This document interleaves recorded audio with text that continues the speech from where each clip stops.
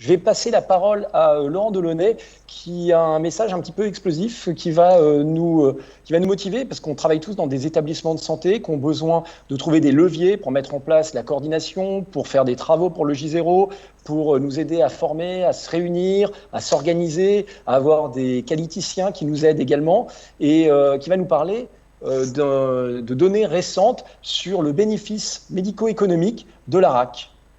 Merci Laurent pour cette communication. Eh bien, bonjour à tous. C'était pas tout à fait le sujet que j'avais prévu initialement. Et puis en fait, il se trouve qu'on a eu les résultats d'une enquête qui a été faite par Frédéric Bizard, que certains connaissent peut-être, qui est économiste de la santé, qui avait fait déjà une première évaluation du bénéfice médico-économique de l'ambulatoire. Et puis c'est vrai qu'on est un certain nombre à l'avoir tanné en disant ça serait bien que tu refasses un peu la même chose ou quelque chose de comparable avec la RAC. Donc on a trouvé un financement par différentes structures. Donc il y a Grasse, que certains connaissent sans doute, qui est le groupe francophone de réhabilitation, l'URPS Aura et le groupe Bivalto Santé qui ont pu financer cette étude, dont on a eu que très récemment les résultats.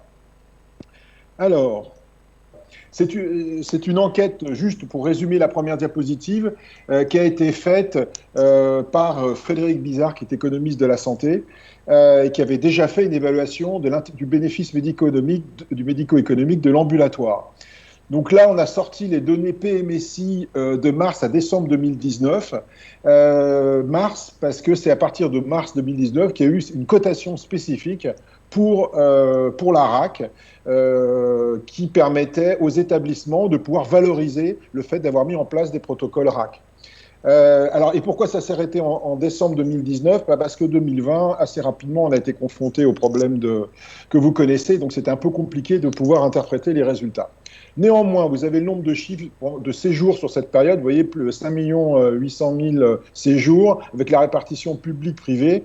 Et j'expliquais qu'en fait, on était encore dans une répartition assez proche de ce qu'on avait en 1996 avec l'enquête 3 jours, puisqu'il y avait à l'époque 58% en faveur du secteur privé. Juste, si on ramène, vous avez donc le taux de RAC. Quand on regarde la RAC ramenée à ces 5 830 000, on est entre 1,5 et 2% de séjours qui ont été étiquetés RAC. Alors évidemment, dedans, il y a tous les séjours ambulatoires, il y a beaucoup de choses, donc c'est difficilement interprétable, mais on en discutera peut-être à la fin, mais vous voyez que ça donne un petit peu une idée quand même des progrès qu'il peut y avoir. Donc ont été sélectionnés 14 actes marqueurs. Ils ont été sélectionnés parce que justement, c'était les actes pour lesquels il y avait un nombre suffisant d'actes, d'une part, et d'autre part, un nombre suffisant d'actes avec une cotation RAC. Donc on s'est retrouvé à 420 000 actes, dont en tout, 78 000 ont eu la cotation RAC. Donc on a fait d'abord une analyse globale, puis il y a eu une analyse appariée, et donc les groupes ont été appariés avec, en fonction de l'âge, du sexe, du type d'établissement, et d'un score de gravité qui est le score de Charleston. À partir de là, on a sorti, vous voyez, sur les 78 000 actes en RAC, on a pu en apparier 67 000 qui ont été appariés, donc à 67 000 tirés des patients qui n'étaient pas en RAC. Alors, voici d'abord les données descriptives. Donc là, vous avez complètement à gauche, vous avez les actes, donc prothèse de hanche, prothèse de genou, la chirurgie bariatrique. Ils sont classés par incidence ou taux de RAC. Vous voyez, donc ça va de 30% à 3%. 30%, autour de 30% pour prothèse de hanche et de genou. Et puis, tout en bas, on a le LCA, mais je pense qu'on a longtemps hésité à le garder parce que probablement, beaucoup de ces actes étaient cotés en ambulatoire et donc n'ont pas eu de cotation RAC. Vous avez donc également, entre les deux, la répartition dans les data globaux public-privé.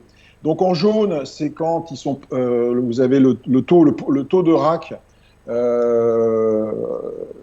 Vous avez on va le mettre plutôt... là, en fait, qui était plutôt en pourcentage la répartition en public-privé, c'est-à-dire sur les 8200 actes, il y en avait 36 en public et 64 en privé, et ainsi de suite. Donc, en jaune, c'est plutôt où il y a une majorité du secteur privé. En rouge, c'est plutôt le secteur public. Et on trouve beaucoup la cancérologie, d'ailleurs. Et un résultat qui est assez qui est pas étonnant, mais notamment les colectomies. et qui d'ailleurs, d'une part, n'est pas très bien placé. Vous voyez qu'il y a 13%, alors que c'est quand même l'activité ou la chirurgie pour laquelle on a certainement le plus de littérature. Et donc c'est étonnant de voir que finalement, elle est assez loin, pas très très bien placée dans le classement. Alors, si on continue, les données, alors c'était intéressant de regarder les scores de gravité. Donc vous avez, et on a commencé par comparer conventionné et RAC. Et vous voyez que globalement, soit c'est identique, vous avez la valeur du petit p, soit les patients les moins graves étaient dans le groupe RAC. C'est intéressant parce que maintenant on sait qu'on a pas mal de littérature, que c'est justement chez les patients les plus graves et les plus âgés qu'on a le bénéfice le plus important de la RAC. En ce qui concerne la comparaison public-privé, eh ben vous voyez que autant on en faisait un peu plus dans le privé, autant dans le public, on fait les patients qui sont les plus graves. Vous voyez la différence, et ça c'est significatif pour tous les actes. Un PTH, sauf le ligament croisé où la différence n'est pas significative. Mais bon, là c'était peut-être un peu spécifique. Je ne sais pas pourquoi il ne veut pas me faire. Alors, un autre résultat qui était intéressant, on a regardé l'âge. Et vous voyez que dans le groupe RAC, les patients sont généralement soit plus jeunes, soit ont un âge identique. Et ça rejoint un petit peu ce que je vous disais précédemment sur le score de Charlson. On a privilégié ou favorisé la RAC vers les patients plutôt jeunes et qui sont les moins graves. Et peut-être justement, encore une fois, là où ce n'est pas forcément le plus intéressant. Alors, dans les données, on a regardé le taux de réhospitalisation. Globalement, vous avez les deux courbes. En bleu, c'est non-RAC. En rose, c'est RAC. Vous voyez qu'il n'y a pas de différence significative. En tout cas, c'est identique. Donc, soit c'est identique, et il y a juste pour deux actes qui sont c'est les prostates TPR et les hernies cervicales, où là, il y a une différence significative en taux de réhospitalisation dans le groupe RAC. Donc, au minimum, on peut considérer que la RAC, de toute façon, n'augmente pas le taux de réhospitalisation, et la tendance est plutôt de dire que ça le diminuerait. Probablement que si on avait eu quelque chose de plus puissant avec plus de patients, on aurait pu sortir de façon significative des résultats. En ce qui concerne la mortalité à 90 jours, vous voyez là, il n'y a pas de problème. Globalement, elle sort de façon significative. Vous avez les deux courbes, en bleu le conventionnel, en rose la RAC. Alors, elle sort dans la globalité quand on fait la somme de tous les items, de tous les procédures. Et il y en a deux qui sortent de façon significative. C'est les colectomies avec et sans rétablissement de continuité. Donc globalement, une diminution. Alors là aussi, la puissance ne nous a pas permis de le montrer pour toutes les interventions. Et on comprend que pour montrer une différence sur la mortalité entre PTH et pour la prothèse de hanche ou la prothèse de genou, il faut beaucoup de patients compte tenu de l'incidence des complications. Alors, le bénéfice économique, là, vous avez le tableau, et je vous ai sorti ce qui était intéressant, c'est-à-dire le gain en durée moyenne de séjour, qui est en rouge en bas, et grosso modo, alors c'est variable en fonction des types de chirurgie, ça va pour le LCA, autour de 0,17 ou 0,85 journées, jusqu'à presque entre 2,2 et 2,3 pour des chirurgies comme la prothèse de hanche ou la prothèse de genou. Et on a même des gains qui sont importants, notamment en ce qui concerne la colectomie. Mais bon, c'était la colectomie sans rétablissement de continuité qui représente quand même un petit groupe. Mais vous voyez que pour des interventions comme je cherchais, on peut arriver jusqu'à 3 jours de gain. Ça, ce sont les chirurgies RRC, c'est les chirurgies de résection rectale. Et ça, c'est le gain. Alors, vous avez le gain financier moyen. À chaque fois que vous augmentez de 1%, donc ça, c'est le premier tableau, qui est complètement, la première colonne qui est complètement à gauche, et puis 1%, 5%. Ça, c'est le total pour l'ensemble des établissements, mais vous voyez que les gains sont rapidement absolument colossaux. Alors, on a fait très attention là aussi, on a bien fait les gains essentiellement d'abord sur la cotation RAC, d'une part, et puis sur le gain en termes de DMS.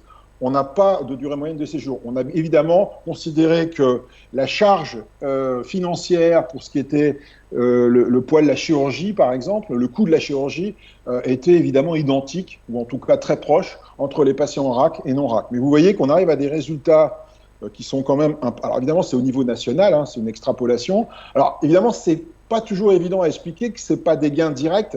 Ça va être effectivement, il faut voir ça comme des gains de productivité. Restera la question après, à qu'est-ce qu'on fait de ces gains de productivité? Est-ce qu'on réintègre des nouvelles chirurgies ou des nouveaux chirurgiens? Est-ce qu'on fait de la médecine? Est-ce qu'on ferme des secteurs? Enfin, tout ça, ce sont des discussions qui doivent être faites établissement par établissement en fonction du contexte. Intérêt pour le patient, alors, vous avez vu, je vous ai montré les résultats sur la mortalité. On sait par ailleurs, on commence à avoir de plus en plus de données qui ont montré l'intérêt pour les patients de la RAC en termes de complications post-opératoires.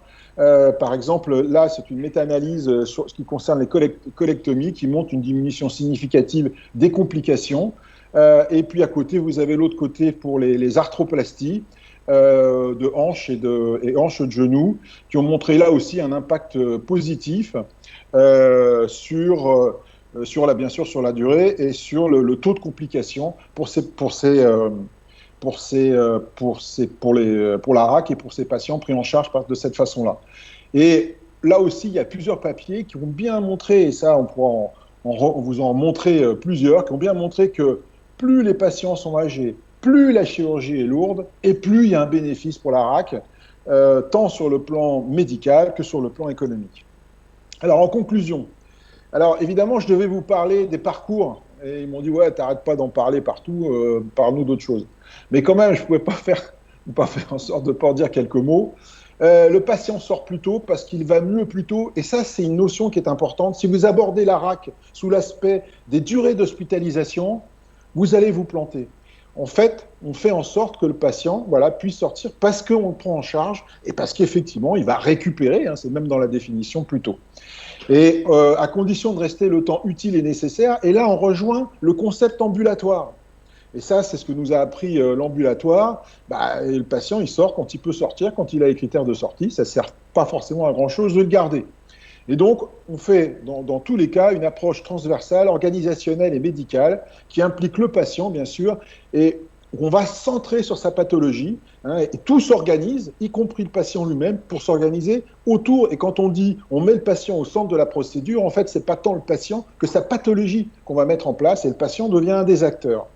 Et moi, je milite de plus en plus pour qu'on oublie les termes de RAC et d'ambulatoire et qu'on raisonne en termes de parcours, d'où le nom du COP qu'on a choisi et on a laissé tomber le comité ambulatoire. On parle de parcours patient avec des chemins cliniques qui vont aller de 1 heure à 2 heures, 4 heures, 6 heures, 24, 48 heures, en fonction, 1, du patient et 2, de sa pathologie. Donc on sait maintenant que c'est mieux pour tout le monde, pour les patients, les équipes et les établissements. Et la question que je vous pose, c'est pourquoi ça avance pas plus vite. Je vous ai montré 30% de... Pourquoi on n'y arrive pas? Alors moi, j'ai la réponse, mais peut-être ça peut être un sujet de discussion pour commencer cette discussion. Merci Laurent pour cette présentation qui montre bien que si on n'avait plus beaucoup de questions sur le bénéfice médical, maintenant on commence à avoir aussi de moins en moins de questions pour le bénéfice économique, pour nos établissements, pour notre société. Et finalement, la RAC, c'est du gagnant-gagnant-gagnant.